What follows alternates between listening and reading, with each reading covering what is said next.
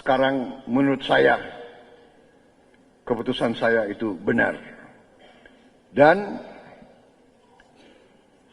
saya hanya mengatakan bahwa saya tidak pernah berubah dari pendapat saya, dari cita-cita saya, dari perjuangan saya.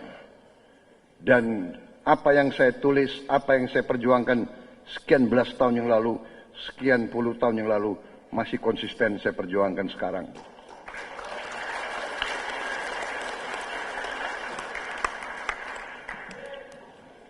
Saya hanya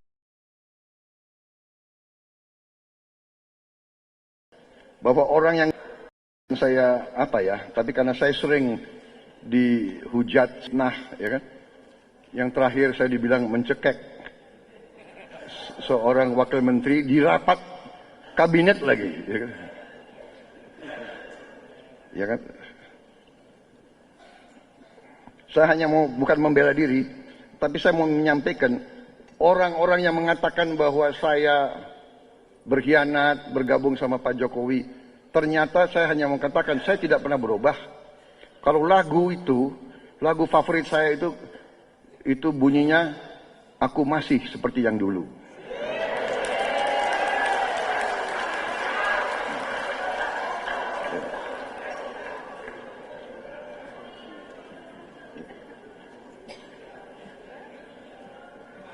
Kesetiaanku kepada rakyat tidak pernah luntur.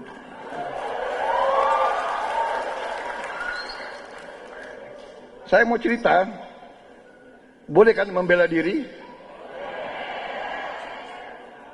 Dia fitnah saya kok, dibilang saya nyekek atau tempat. Ya gue sekarang membela diri dong, ya kan? Saya dari umur 18 tahun, saya sudah bekerja di desa-desa. Karena dibilang Pak Prabowo itu tidak dekat sama rakyat.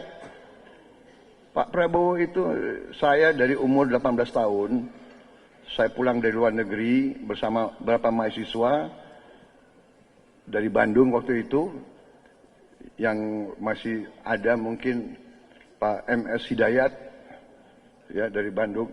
Saya mendirikan lembaga pembangunan di Bandung, Yayasan Lembaga Pembangunan.